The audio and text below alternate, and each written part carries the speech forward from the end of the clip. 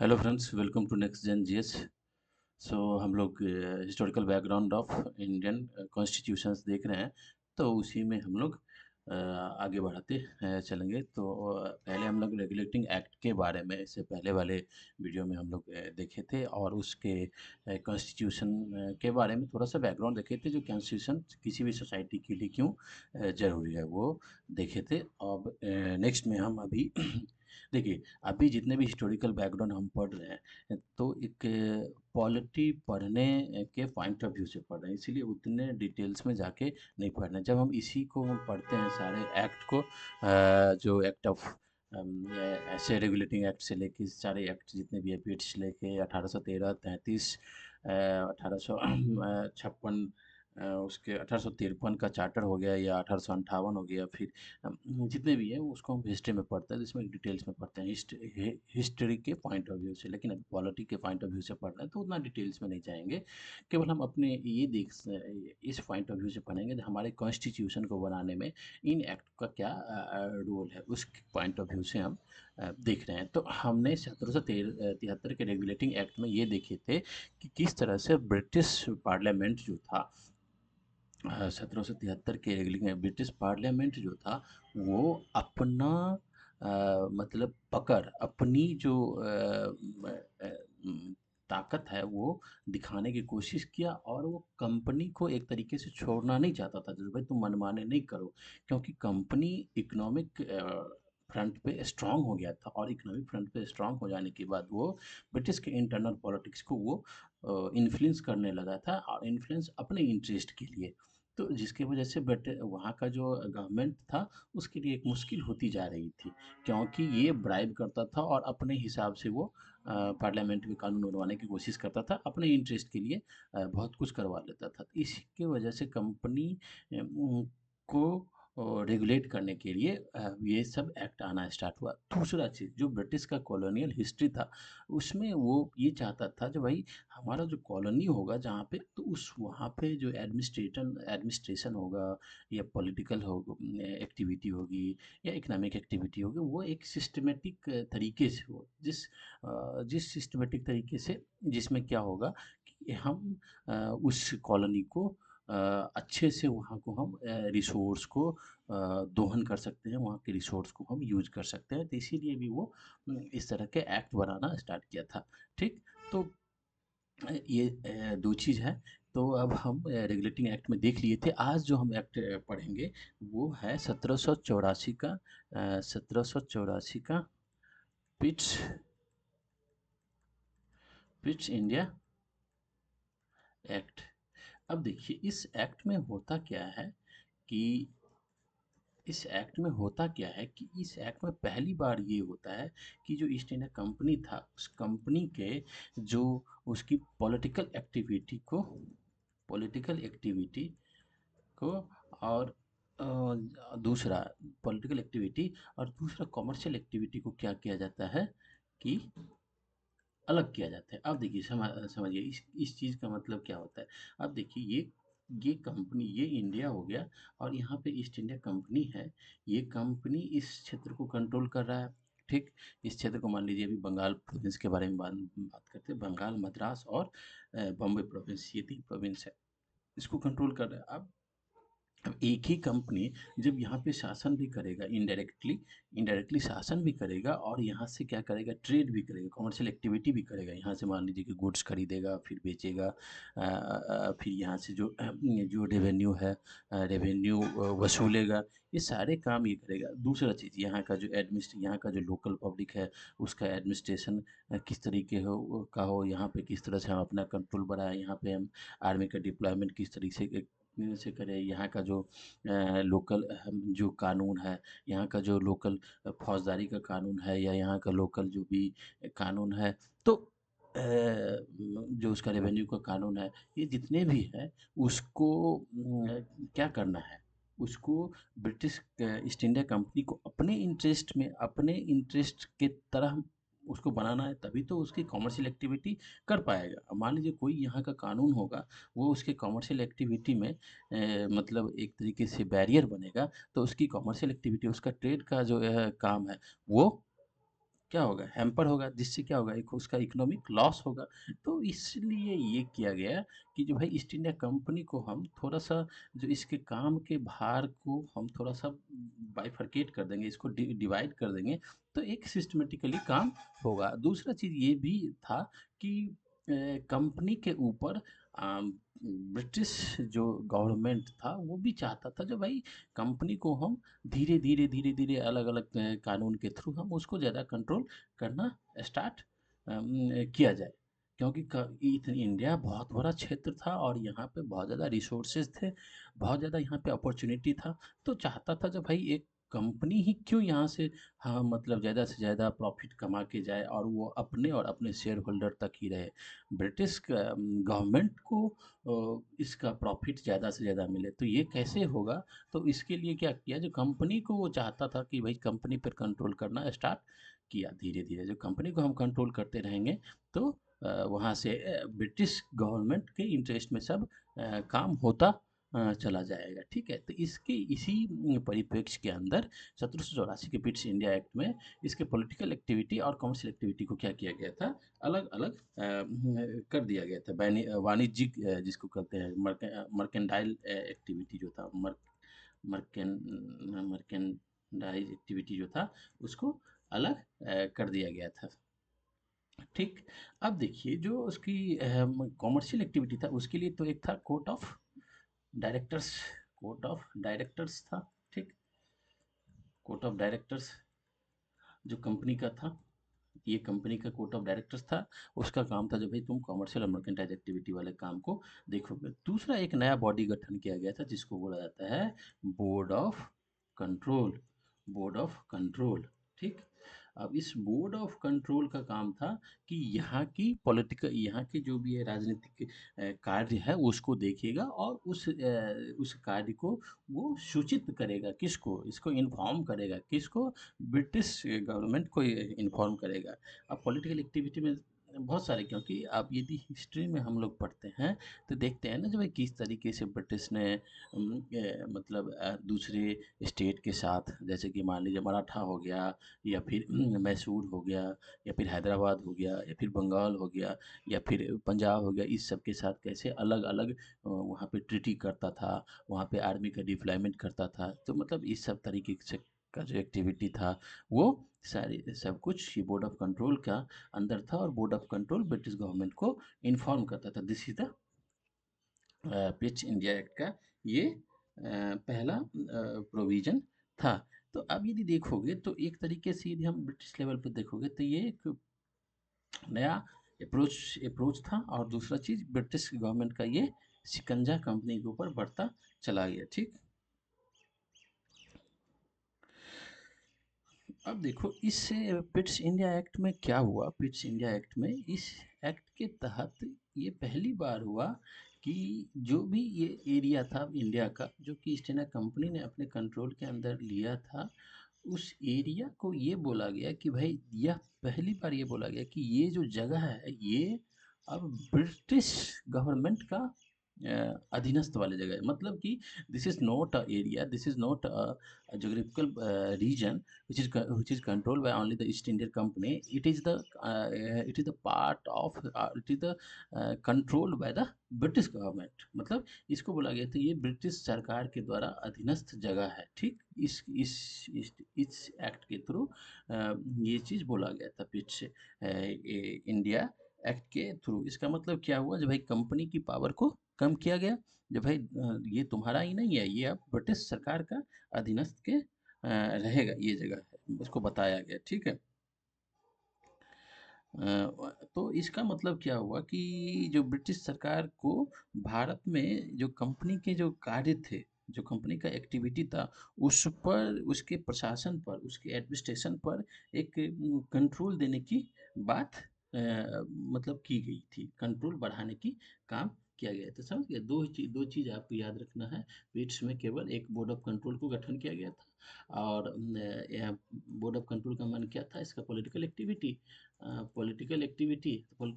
में इसमें आप सब कुछ देख सकते हो, जैसे एडमिनिस्ट्रेशन हो गया, मिलिट्री हो गया, मिलिट्री कहीं से ट्रीटी विटी करेगा, ये सब, ये सारे ये सब जो ये बोर्ड ऑफ कंट्रोल देखेगा, और बोर्ड ऑफ कंट्रोल वहाँ पे ब्रिटिश गवर्नमेंट को, ब्रिटेन में इसको मतलब इन्फॉर्म करेगा। तो this is the Pitt's India act.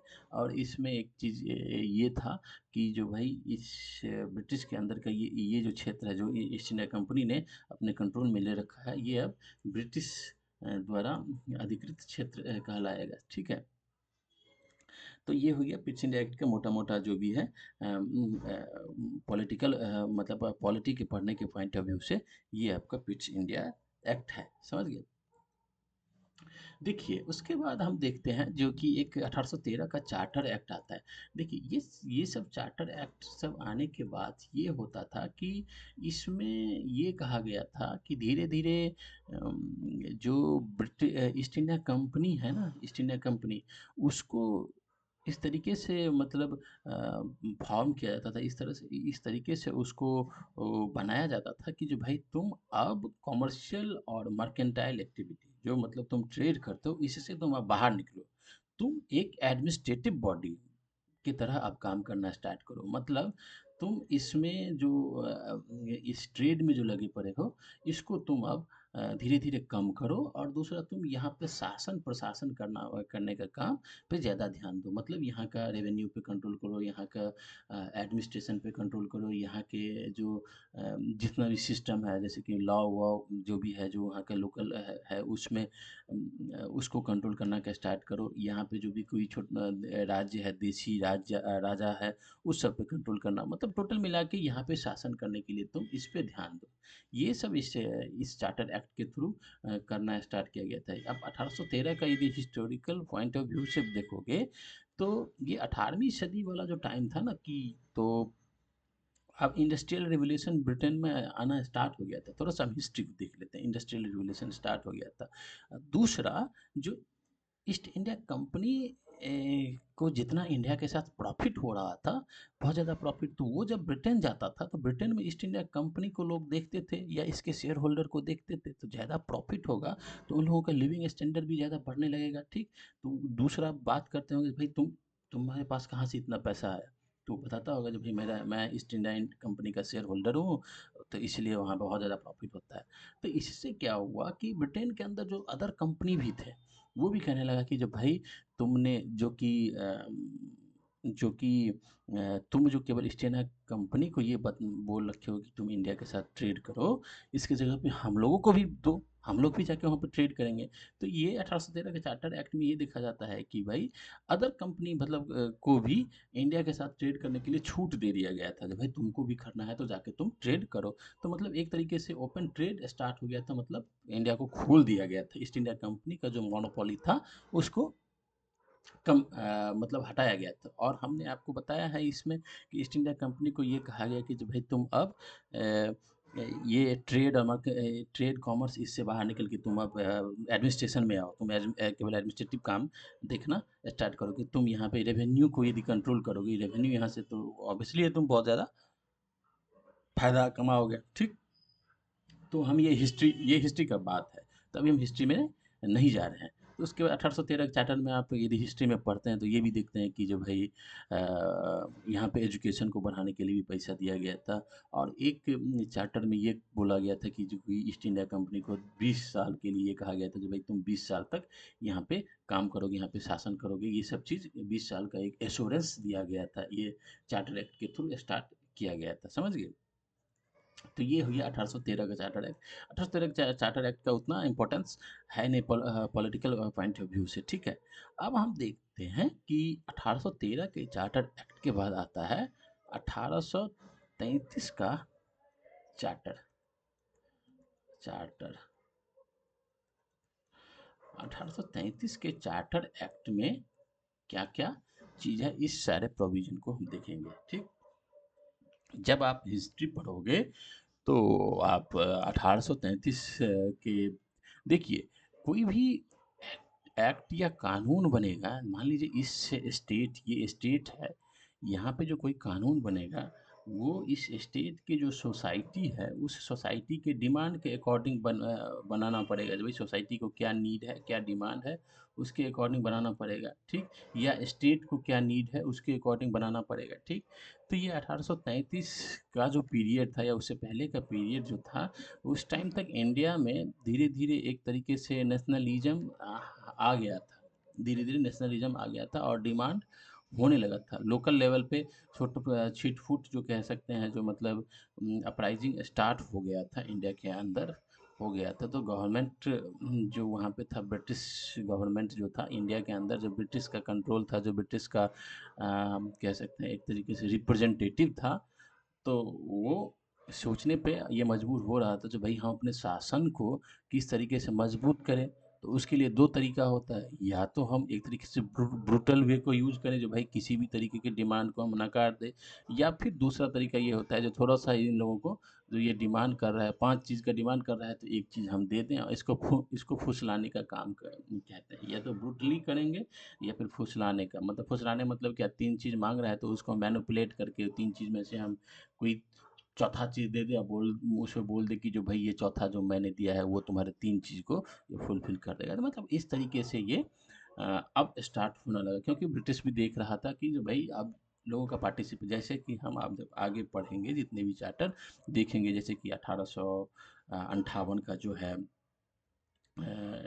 Act है, उसके बाद 1861 का जो है, तो इस सारे एक्ट में देखेंगे किस तरीके से इंडियन का पार्टिसिपेशन एडमिनिस्ट्रेशन, मतलब ब्रिटिश काउंसिल के अंदर जो लेजिस्लेटिव काउंसिल को धीरे धीरे बढ़ाना स्टार्ट हो गया था। क्यों, वो आप हिस्ट्री में देखते हैं, ठीक? तो 1833 का जो चार्टर एक्ट है, उस चार्टर एक्ट में ये था कि फर्स्ट जो था, जो बंगाल का गवर्नर जनरल था, बंगाल का गवर्नर जनरल जो था, उसको बोला गया तुम अब भारत के गवर्नर जनरल हो। समझ गए?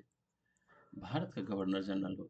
ये तो देख लिए थे कि 1773 के रेगुलेटिंग में क्या बोला था, ठीक? बंगाल के गवर्नर को गवर्नर जनरल बोला गया था, ठीक? गवर्नर जनरल बोला गया था, बंगाल का गवर्नर जनरल जनरल बोला गया था। और उसके अंदर क्या किया गया था 1773 में, ये मद्रास और बम्बई वाला प्रेसिडेंसी जो भी था उसको बंगाल गवर्नर जनरल के अंदर कर दिया गया था, जो भाई तुमको इसके अंदर काम करना पड़ेगा, ठीक? मतलब बात माननी पड़ेगी, उसके बियॉन्ड तुम नहीं जा सकते। 73 की रेगुलेटिंग में देखे थे। अब 1833 के चार्टर एक्ट में क्या हो गया, बंगाल के जो गवर्नर जनरल था उसको भारत के गवर्नर जनरल बना दिया गया। इसका मतलब क्या हो गया, जो बंगाल जो था वो अब ब्रिटिश के जितने भी कंट्रोलिंग एरिया है, जैसे कि मान लीजिए बम्बई हो गया, ये हो गया, मद्रास हो गया, अब धीरे धीरे ब्रिटिश और कंट्रोल बढ़ाता गया, कर्नाटक हो गया, इस सब में कंट्रोल, मैसूर सब में कंट्रोल बढ़ाता गया ब्रिटिश। समझ गए?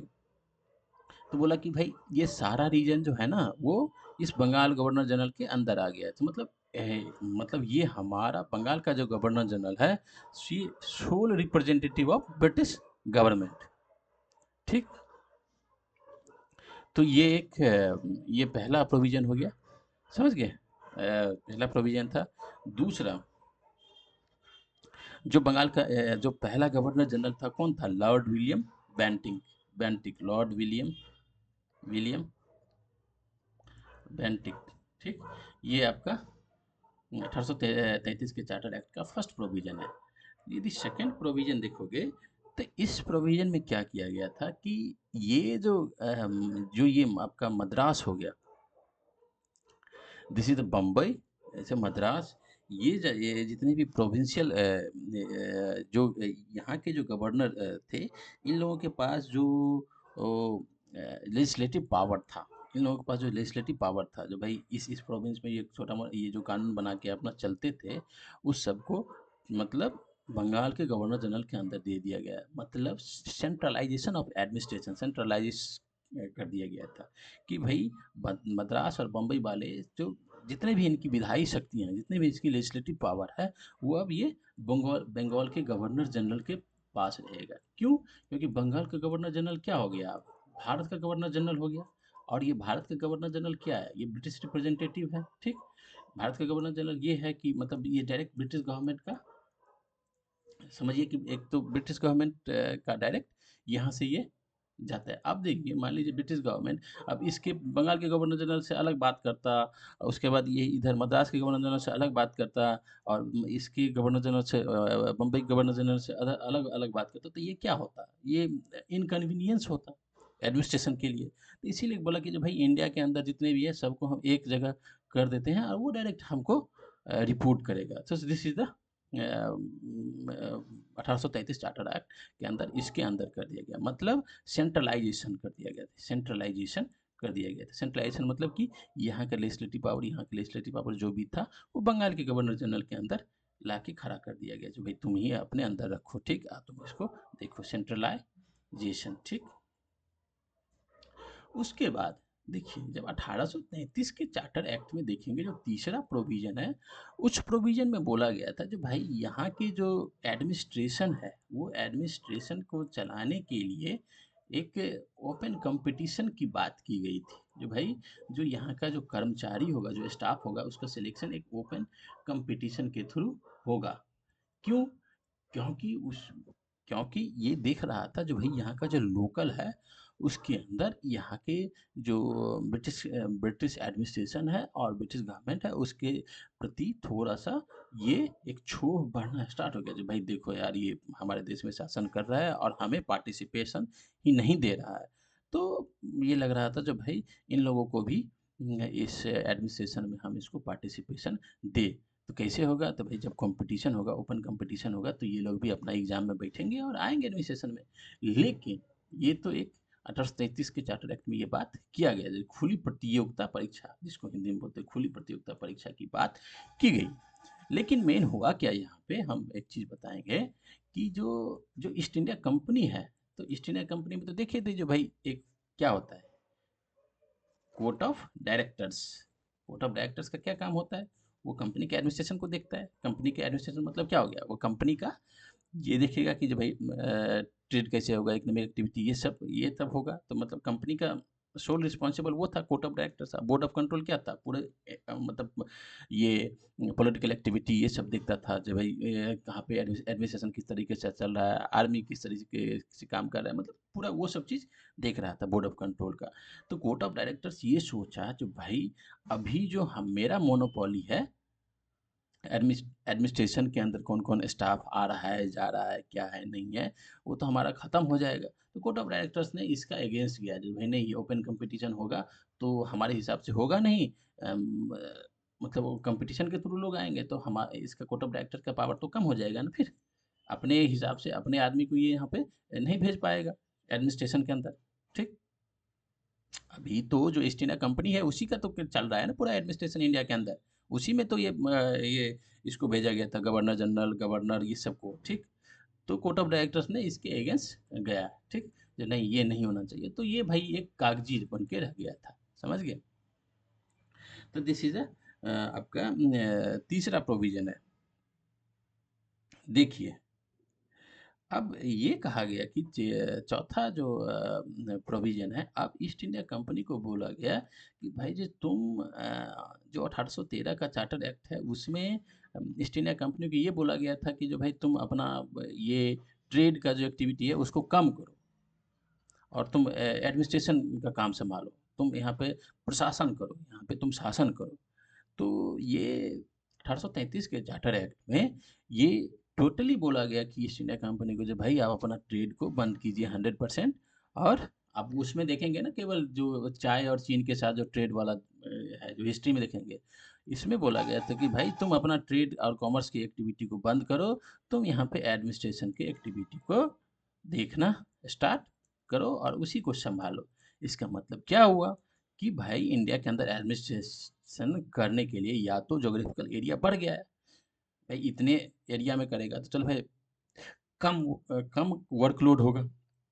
इसका मतलब क्या हुआ भाई, एरिया बढ़ा तो वर्कलोड बढ़ गया, कॉम्प्लेक्सिटी बढ़ती चली गई। तो इसके लिए बोला गया कि भाई तुम एक आदमी मतलब एक जो एंटिटी है वो कितने सारे काम करेगा, समझ गए। और 1813 के चार्टर एक्ट में आपको बताए हैं कि जो भाई ब्रिटिश के अंदर अदर कंपनी भी था, वो भी कह रहा था जो भाई हमको भी इंडिया के अंदर ट्रेड करने दो, तो फिर उस सब के लिए भी खोल दिया गया था, समझ गए। तो ईस्ट इंडिया कंपनी को बोला गया कि भाई अब तुम ट्रेड कॉमर्स की एक्टिविटी को अभी बंद करो, अब तुम एडमिनिस्ट्रेशन की एक्टिविटी में एडमिनिस्ट्रेटिव बॉडी की तरह काम करो। समझ गए?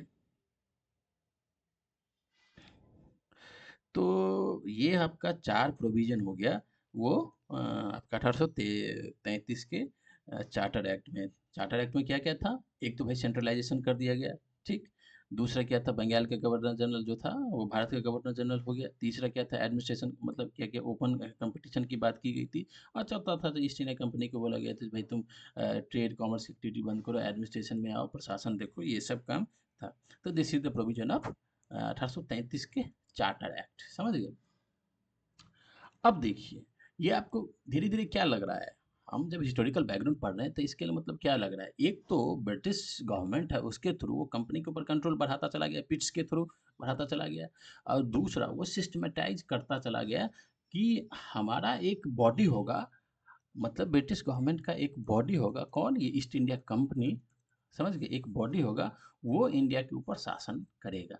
यही किया। इसीलिए तो 1833 के चार्टर एक्ट में क्या किया गया कि भाई तुम अब ट्रेड कॉमर्स बंद करो, तुम एडमिनिस्ट्रेशन में आ जाओ। मतलब क्या होगा? This is the east India company is the body which is the representative of British government. ठीक?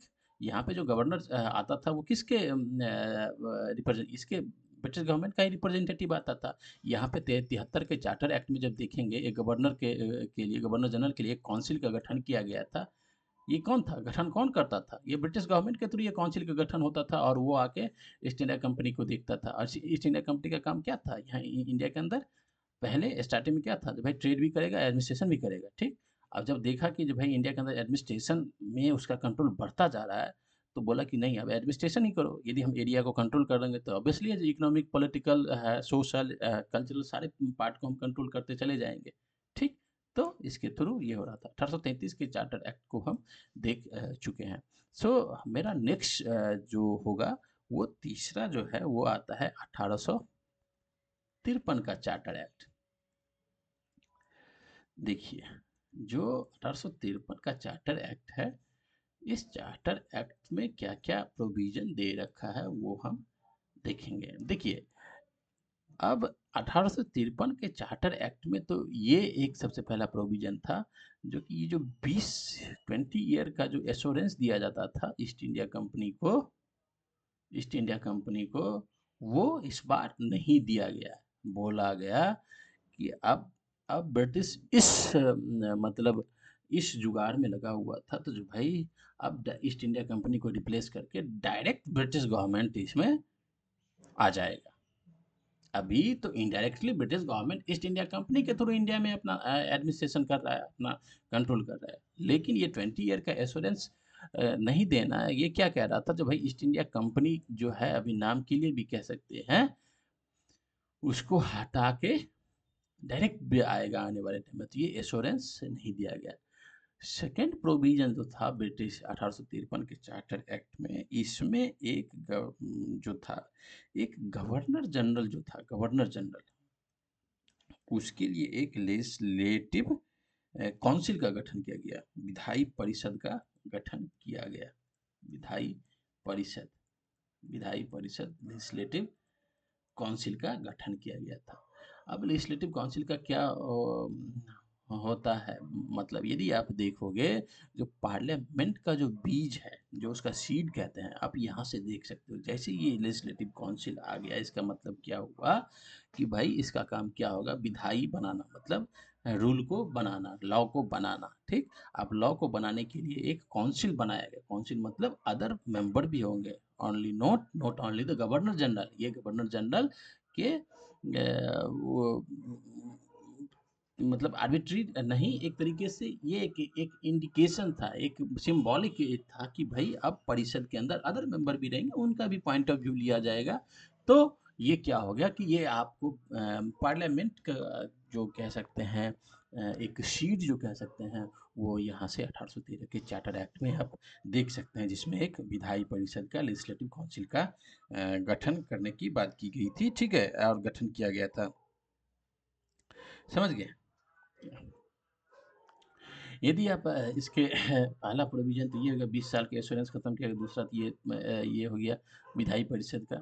तीसरा प्रोविज़न देखोगे तो जो आपका एक हमने ओपन कंपटीशन की बात की थी 33 के चार्टर एक्ट में, जिसको कोर्ट ऑफ डायरेक्टर्स ने नेग्लेक्ट किया और उसको अगेंस्ट गया था, तो उसको नहीं मतलब एग्जीक्यूशन नहीं हुआ था ओपन कंपटीशन के को, कि भाई ओपन कंपटीशन किया जाएगा और मतलब लोकल को भी एडमिनिस्ट्रेशन में पार्टिसिपेशन दी जाएगी। वो 1833 के चार्टर एक्ट में जो बात की गई थी, उसको 1853 के चार्टर एक्ट में एग्जीक्यूट किया गया और इसको पूरा करने की कोशिश की गई थी। ओपन कंपटीशन वाले बात को दोहराया गया और इसमें थोड़ा सा फोर्सफुली इसको काम करना स्टार्ट हुआ था 53 के चार्टर एक्ट में। समझ गए?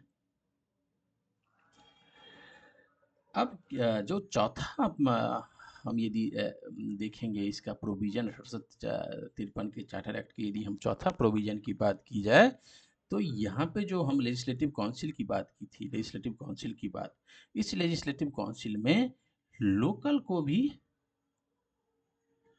लिया जाना स्टार्ट हुआ। समझ गए?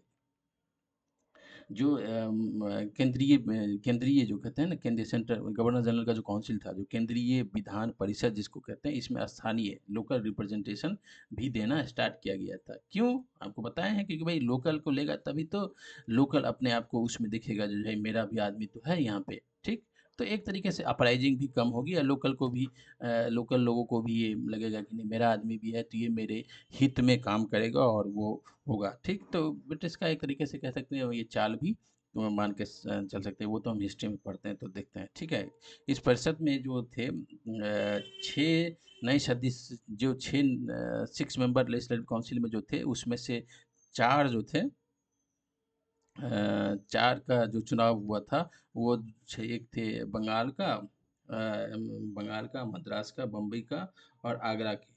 ये एक हो गया जो बंगाल, बम्बई, बंगाल, बम्बई, मद्रास, आगरा। ठीक, ये यहाँ से 4 थे। ये कैसे आते थे? जो यहाँ का जो प्रोविंशियल सरकार होता था, प्रोविंशियल गवर्नमेंट होता था, वो इनको चुन के भेजता था। तो मतलब इनडायरेक्टली आप देखोगे तो ये भी गवर्नमेंट का ही रिप्रेजेंटेटिव था, लेकिन यहाँ पे लोकल का रिप्रेजेंट गवर्नमेंट का ही, मतलब सरकार का ही आदमी था।